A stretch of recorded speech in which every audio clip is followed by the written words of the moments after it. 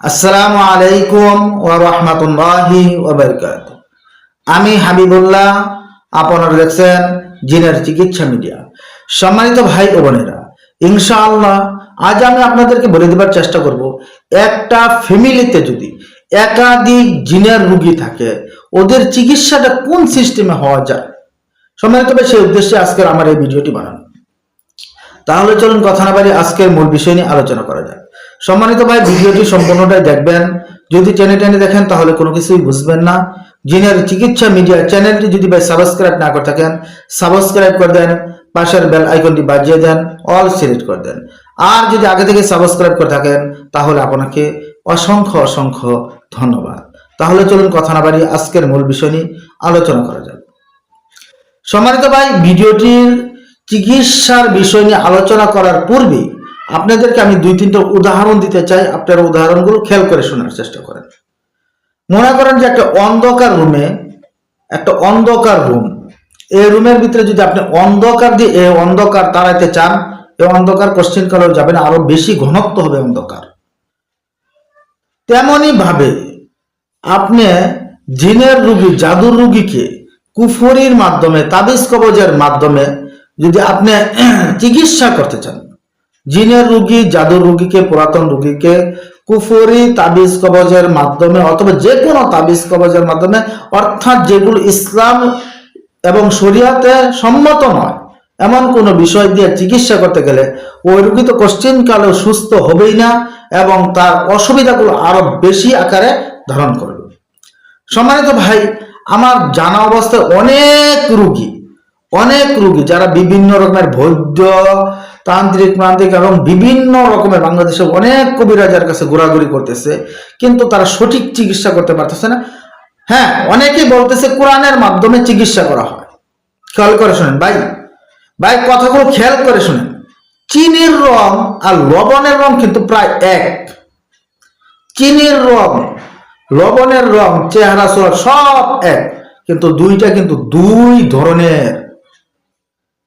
পাঞ্জাবি টুপি এবং মধুর মধুর কথার ভাষা সবই আসলে অনেক মিলে যায় হুজুর, আলেম এদের মাধ্যমে, কিন্তু আসলে দুইটা দুই জগতের ভিন্ন, অনেক বেশ কম, আসমান পাতাল বেশ কম।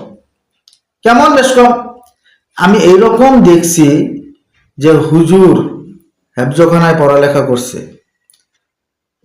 যে কোনো একটা লাইনে চলে গেছে, সে কুফরি শিরককে এরকম ভাবে মনে করে যে আসলে মানুষের জীবন বাঁচানো ফরজ, আমি ফরজ কাজ করতেছি, এটা যদি না করে আমি গুনাহগার হব, নাউজুবিল্লাহ, এরকম মনে করে ভাই। সরাসরি উদাহরণ দেয়। এখন এরকম বিষয় যে হুজুর এরকম কথা কি আপনি বানাই বলতেছেন, দেখাইতে পারবেন? এরকম আছে 100-র মধ্যে 100 দেখাইতে পারবো, 100-র মধ্যে 100 ইনশাআল্লাহ। যদি আপনি আমার কাছে আসা পর্যন্ত আপনি বেঁচে থাকেন অথবা আমি বেঁচে থাকি, দুজনে যদি বেঁচে থাকি, আমি তার কাছে খালি পাঠাই দেবো। আপনি যাই বলেন, যে তার কাছে বলেন যে আপনি যে কুফরি শিরকে আসলে করাটা কিরকম, সে আপনাকে এভাবে উদাহরণ দেবে, একজনের জীবন বাঁচানো ফরজ, আর আমি তো ফরজ কাজটাই করতেছি, আর হুজুররা তো সুন্নত মন্নত দৌড়াদৌড়ি করতেছে। এমন ভাবে আপনার কুফরি শিরকের উদাহরণ তারা গর্বের সাথে দিয়ে থাকে। কিন্তু এরকম ধারির টুপি সবই তো আছে ভাই, যেরকম চিনির রং আর লবণের রং এক, কিন্তু বিভিন্ন দুই জগতের। তাই আপনারা এ কোরআনে চিকিৎসা করে বইলাই আপনি তার কাছে চলে যাচ্ছেন, সে আপনাকে কুফরি শিরক করে আপনার পিছে আরো ক্ষতিকর বিষয় করে দিচ্ছে, অন্ধকারের ভিতরে অন্ধকার ঢুকে দিচ্ছে। তাই আপনারা যারা এই যে দীর্ঘদিন ধরে জিনে আক্রান্ত, দীর্ঘদিন যাবৎ জিনে আক্রান্ত, আরে ভাই, আপনি যে সময় চিকিৎসাটা ওই রোগটার কাছ থেকে নিবেন, আপনি চিকিৎসাটা যাচাই করেন। আপনার আশেপাশে মসজিদ নাই, মাদ্রাসা নাই, আপনি হয়তো বুঝেন না যে আমি চিকিৎসাটা খাটাচ্ছি, এটা আমি বুঝতেছি না। আপনাকে যে জিনিসটা দিচ্ছে, যে জিনিসটা পড়তে বলছে, আপনি আপনার আশেপাশের মসজিদ মাদ্রাসায় খাটান। তিনি যদি প্রকৃতপক্ষে আল্লাহ সম্পর্কে একটু ভয় থাকে, এই মসজিদ মাদ্রাসার ইমাম সাহেবরা তো বলে দেবে যে এটা আসলে সম্পূর্ণরূপে কুফরি শিরকি বিদ্যা, এই তাবিজ কবজ একদম সম্পূর্ণ জায়েজ নাই। ভাই, আমি বারবার একটা উদাহরণ টান দিচ্ছি, যে কেউ যদি 100 কোরআন শরীফ মাথার মধ্যে লয়ে ঘুরে, তার কোনো ফায়দা নাই। 100 কোরআন শরীফকে 1000 কোরআন শরীফের মাথার ভিতরে লয়ে ঘুরলে কোনো ফায়দা নাই। ওন থেকে যদি সে একটা অক্ষর পড়ে, যে আলিফ লাম মিম এভাবে একটা দুইটা অক্ষর পরে প্রত্যেকটা অক্ষরে 10টা করে নেকি পাওয়া যায়। যদি লক্ষ লক্ষ কোরআন শরীফ বললে ফায়দা না হয়, এদিকে দুই একটা অক্ষর পড়লেও যদি ফায়দা হয়, তাহলে আমি ওই কোরআন শরীফ থেকে বলতেছি সে কোরআন দিয়ে দিতেছি। আচ্ছা ওই কোরআন শরীফ থেকে একটা আয়াত দুইটা আয়াত থেকে দিলে কি ফায়দা হয়ে যাবে ভাই? জিনের কি একটা আহামরি ক্ষতি হয়েছে? যদি এরকমই হতো তাহলে আমাদের রাসূল করিম সাল্লাল্লাহু আলাইহি ওয়াসাল্লাম তিনি তো আমাদেরকে খুব সবচেয়ে বেশি মহব্বত করতেন, তার উম্মতকে তিনি নিজের থেকে মহব্বত করতেন। তাহলে তিনি বলতেন যে এই আয়াতটা লেখে শরীরে রেখে দাও। তিনি বলতেন না সকালে আমল করো, সন্ধ্যায় আমল করো, এভাবেই করো। তিনি তার সাহাবায়ে কেরাম সূরা ফাতিহা এবং বিভিন্ন আয়াত পড়ে ফু দিতেন না, একটা তাবিজ লিখে দিতেন যে জীবনের নামতে বালা। এখন আমাদের অবস্থা এরকম হচ্ছে, পৃথিবীতে কোনো বন্ধ এরকম নাই যে একটা লেগে ছাইড়ে দিলে যে সারা জীবন চলবে, এটা ভুল ধারণা ভাই। তা আমি বলি যারা দীর্ঘদিন যাবত অসুস্থ, তার একজন কুরআনি যে প্রকৃতপক্ষে কোরআন দিয়ে চিকিৎসা করে তার কাছে যান, ইনশাআল্লাহ আপনার রোগী একদিনে সুস্থ হবে না। বারবার বলতেছি ভাই, একদিনে কোনো রোগী সুস্থ হবে না, ইনশাআল্লাহ সুস্থ হবে অল্প কিছুদিন চিকিৎসা করার কারণে। যে একদিনে সুস্থ করার জন্য ঘুরে 10 বছর পরে দেখবেন ওই সমস্যা নিয়ে ভুগতেছে, তিনি আর সুস্থ হচ্ছে না। অনেক রোগী আছে যারা একদিনে যাচ্ছে, জবাই করে ফেলতেছে, বন্দি করে ফেলতেছে, ওজে করে ফেলতেছে, এরকম কবিরাজের কাছে ঘুরতেছে। 10 বছর 20 বছর যারা ভুক্তভোগী আমার কথা বিশ্বাস করবেন, 20 বছর পরে ওই সমস্যায় থেকে যাচ্ছে এবং চিকিৎসার জন্য ঘুরতেছে। আমি বলবো কোন কবিরাজের কাছে যারা কোরআন দিয়ে চিকিৎসা দিয়ে থাকে তাদের কাছে একদিনে সুস্থতার জন্য যাবেন না। এবং আপনি যাবেন এভাবে যে আমি চাই আমার রোগীটা আল্লাহ তাআলা রব্বুল আলামিন সুস্থ করুক, আল্লাহ তাআলা রব্বুল আলামিনের যেসব মন চায়, কিন্তু আপনি সর্বোচ্চ আপনার যতটুকু আপনি জানেন সর্বোচ্চ চেষ্টা করেন, আপনার কাছে দাবি সর্বোচ্চ চেষ্টা করেন। ইনশাআল্লাহ আমি আল্লাহর কাছে আশাবাদী, গ্যারান্টি দেওয়া যায় না, কিন্তু তারপর আমি বলতেছি ইনশাআল্লাহ রোগী সুস্থ হবে। আপনারা দীর্ঘ সময় নিয়ে যাবেন ওর কাছে। এখন কথা হচ্ছে যে একটা ফ্যামিলিতে যদি সব অনেকগুলো রোগী থাকে, একটা ফ্যামিলিতে যদি অনেকগুলো রোগী থাকে, আপনি সকল রোগীকে একসাথে নিয়ে চিকিৎসা দিতে হবে। সকল রোগীকে একসাথে নিয়ে চিকিৎসা দিতে হবে। আপনি একা একা 2টা 4টা 5টা 10টা, কথার কথা একটা ফ্যামিলিতে 10টা রোগী আছে, 5 জনকে চিকিৎসা দিলেন আর 5 জনকে দিলেন না, না রোগী সুস্থ হবে না ভাই। আসলে রোগী সুস্থ করতে গেলে যে প্রত্যেকটা ফ্যামিলির মধ্যে যারা আছে একটা জিনগুলো একটা গ্রুপে যায়, যেরকম একটা ফ্যামিলির ভিতরে ছেলে থাকে, সন্তান থাকে, মা থাকে, বাবা থাকে, কত রকমের থাকে আত্মীয় স্বজন, ওরকম জিনেরও একটা গ্রুপে যায় অথবা একটা দলবদ্ধ একটা দল, তারা একটা বন্ধুর সার্কেল, তারা যায় আক্রমণ করে। 5টা রোগীকে দিতেছে, শাস্তি দেওয়া হচ্ছে, 5টা রোগীর ভিতরে রুকে করা হচ্ছে, 5টা রোগীকে বমি করানো হচ্ছে। ওই যে আর 5টা বাকি রয়েছে ওরা আর ওদেরকে কঠিন থেকে কঠিন চাপ দেয়, কারণ ওদেরকে যা করে যে আমার বন্ধুদেরকে শাস্তি দিচ্ছে, এরকম আরো রোগীর সমস্যা বেড়ে যায়। তাই আমি বলি যে যাদের ফ্যামিলিতে অনেকগুলো রোগী থাকে তাদেরকে প্রত্যেককে একটা সার্কেলের ভিতরে ঢুকাইয়া চিকিৎসা সকলকে একসাথে দেওয়ার জন্য, আলাদা আলাদা না দেওয়ার জন্য। আলাদা আলাদা দিলে সুস্থ এত সহজে হয়ে যায় না, আর রোগীর সমস্যা বেড়ে যায়। আর যদি সকলকে একটা সার্কেলের ভিতরে ঢুকাই চিকিৎসা দেওয়া হয়, তাহলে ইনশাআল্লাহ আল্লাহ তাআলা রব্বুল আলামিন চাইলে যত পুরানা রোগী হোক, যত ভয়ঙ্কর রোগী হোক, আল্লাহ তাআলা রব্বুল আলামিন চাইলে সুস্থ হয়ে যাবে অল্প সময়ের ভিতরে।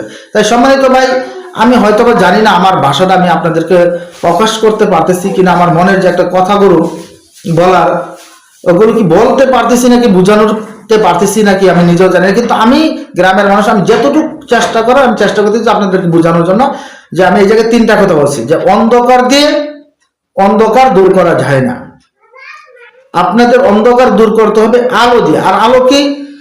একমাত্র আল্লাহ তাআলা রাব্বুল আলামিনকে সঠিকভাবে স্মরণ করা, তার সাথে শিরক না করা, কুফরি না করা, এবং রাসূল সাল্লাল্লাহু আলাইহি ওয়াসাল্লাম যেভাবে আমাদেরকে পথ দেখাই গিয়েছেন, সাহাবায়ে কেরাম যেভাবে চলছেন, ওভাবে আমাদেরকে চলতে হবে এবং ওই সিস্টেমে আমাদেরকে চিকিৎসাগুলো টাইনা চিকিৎসা নিতে হবে। দ্বিতীয় কথা বলছি কি, সবাই কোরআনি চিকিৎসা করে বলে থাকে, দাড়ি টুপি আছে। আমি উদাহরণ দিচ্ছি, চিনির রং লবণের রং একই, রাত দিন বেশ কম, এরকম যারা তাবিজ কবজ এবং বিভিন্ন রকমের করে থাকে অনেক বেশি। আমি সবাইকে ভাই খারাপ বলছি না, সবাইকে আমি করছি না, আমার উস্তাদও আছে এরকম অনেক, কিন্তু আমি বলবো যে যাচাই করেন, বাছাই করেন। আপনি চিনিকে যেরকম যাচাই করে খান, এটা মিষ্টি, লবণকে যেরকম যাচাই করে খান, এটা মিষ্টি। যাচাই করার মাপকাঠি আপনাদেরকে আমি কি দিলাম? যদি আপনি না বোঝেন যে এটা কুফরি শিরিক, আপনি সাধারণ মানুষ, আপনার আশেপাশের মসজিদের ইমাম সাহেবকে দেখান, মসজিদের হুজুরকে দেখান, যেগুলো যে করছে সেগুলো কি কুফরি শিরিকি নাকি। এবং তৃতীয় নম্বর একটা কথা বললাম, তা হচ্ছে যে সকল পরিবারের সকলে যদি অনেকের যদি রুগী থাকে, সকলকে একসাথে রুগী চিকিৎসা দেওয়ার জন্য, আলাদা আলাদা না দেওয়ার জন্য। কারণ একটা সার্কেলে চিকিৎসা করতে হবে, সকলকে একসাথে চিকিৎসা করতে হবে, নাহলে রুগীর সমস্যা আরো বেড়ে যাইতে পারে, রুগীর সমস্যা বেড়ে যেতে পারে। এখন আমি শেষ আরেকটি কথা বলে আজকের ভিডিওটি শেষ করে দেবো ইনশাআল্লাহ। ভাই এখন বলবেন যে আসলে হুজুর, কেউ যদি কুফরি শিরকি না বুঝা এ করে তাহলে কি রকম? ভাই এরকম, আমি একজন মহিলার কথা বলতেছি। আমি মহিলাটাকে এই জায়গায়, আমার ভিডিওটা তো অনেকেই দেখে, আমার নিজের আত্মীয় দেখে, নিকটবর্তী লোকেরাও দেখে, আমার মাদ্রাসার ছাত্ররাও দেখে, ছাত্রর গার্জিয়ানরাও দেখে। এবং আমি নাম বলতেছি না, এরকম একজন মহিলা আছেন যিনি আসলে প্রকৃতপক্ষে আল্লাহকে ভয় করেন এবং আল্লাহকে ডাকেন, সবসময় আল্লাহর নামই নিয়ে থাকেন। এরকম একজন মহিলা আছে, যেরকম গরিব মানুষ আল্লাহর নাম নিয়ে থাকেন। তিনি এক জায়গা থেকে কসকা না মস্কা কি বলে একটা কথা বলতে ব্যথা বলে, এটা ঝাড়া দেয় আর কি গ্রামগঞ্জে। আমি দেখছি ছোট সময় থেকে স্যার এরকম ঝাড়া দিত, এরকম একটা ঝাড়া শিখছে। তিনি তার ছাত্রকে দিয়ে, যে সময় আমাদের মাদ্রাসায় দিতে আসলো, ওই সময় আমাকে দেখলো, দেখার পরে তিনি বললো যে আমি আসলে এরকম একটা কাজ করি, এটা কিরকম, দেখো কাজটা কিরকম। আমি শুই না, দেখলাম ভাই এমন দেব দেবীর নাম লইতেছে, এমন কালীর নাম লইতেছে, সম্পূর্ণ সে কুফরি শিরকে ভরপুর, কিন্তু সে জানেই না, এটা অনেক দিন ধরে করতেছে, সে জানেই না যে এটা কুফরি শিরকি। তাই ভাই আপনার প্রত্যেকটা জিনিস একজন ভালো আলেম ছাড়া, বই পুস্তক দেখে অথবা সাধারণ কোনো মানুষের কাছ থেকে শিখে গোপনে যে বিদ্যাটা করতেছেন, আপনি যদি এটা যদি না জানেন যে আমি কুফরি শিরক করতে, কিরকম হবে? আপনি যদি প্রকাশ করবেন না, শিখে ফেলবেন। আমাকে তো এই জন্য প্রকাশ করছে যে আমি এগুলো ওর কাছ থেকে শিখবো না, আমাকে যাচাই করার জন্য করছে, কিন্তু আর কারো কাছে প্রকাশ করবো না, সে শিখে ফেলবে এরকম ভয় আছে।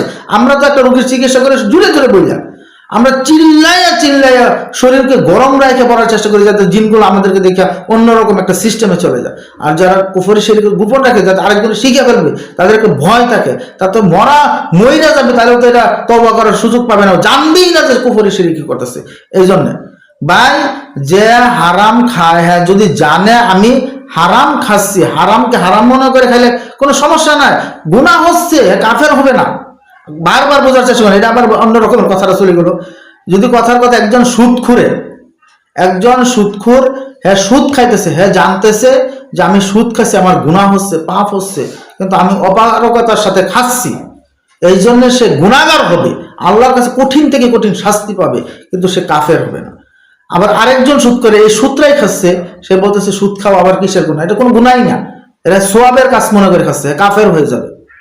সে তওবা করতেও পারবে না, সে কাফের হয়ে যাবে, তওবা করতে পারবে না, জানবেই না যে সুদ খাচ্ছে, গুনাহগার হচ্ছে, গুনাহ মনে করলে না তওবা করবে। আপনি কুফরি শিরকি একজনে করতেছে, সে যদি জানে যে আমি কুফরি শিরকি করতেছি, হ্যাঁ তওবা করতে পারবে।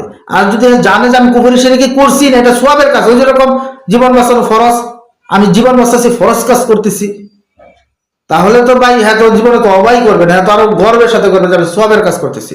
তাই আমি মনে করি যে আসলে একজন ভালো মানের একজন মুদাব্বির ধরে, একজন আল্লাহ মানুষ ধরে অল্প শিখে কাজ করেন, আমার আল্লাহর প্রতি বিশ্বাস রেখে, যে আল্লাহ এরকম একজন আল্লাহকে আমরা বিশ্বাস করি যে এত বড় আসমান জমিনের মালিক, তাকে আমরা বিশ্বাস করতেছি একটা ক্ষুদ্র মানুষ হয়ে, তাহলে আমরা তার প্রতি কি আমরা এতটুকু আশা করতে পারি না যে তিনিই আমাদেরকে সাহায্য করবেন? এতটুকু আশা নিয়ে আমরা কাজগুলো করার চেষ্টা করি। যে সম্মানিত ভাই, আজকের ভিডিওটি এই পর্যন্তই। আসলে আমি এরকম লম্বা ভিডিও করি না, তারপর আমার মনটার ভিতরে একটা অন্যরকম লাগলো কিছু কথা শুনে, যেরকম কথাগুলো আছে, যে ওই যে আমি একটা কথা বললাম যে আসলে আমি কুফরি শিরকি করতেছি, মানুষের জীবন বাঁচাচ্ছি, জীবন বাঁচানো ফরজ, এরকম একটা কথাবার্তা শুনে মনটা খুব খারাপ লাগছে। তাই আমি আপনাদের সাথে শেয়ার করলাম, কারণ আপনারাই তো আমার ভাই এবং আমার বন্ধু, আমার ভাই আপনারা আমার বন্ধু, এরকম না যে আপনাদের উস্তাদ আমি, এরকম কোনো কিছু নেই। একই সময় না, আমরা এক বয়সেরই মানুষ, আমরা হয়তো একটু কম বেশি আছি, কিন্তু একই সবাই আমরা। যে সম্মানিত ভাই, আমার জন্য দোয়া করবেন সকলেই। আসসালামু আলাইকুম ওয়া রাহমাতুল্লাহি ওয়া বারাকাতুহু।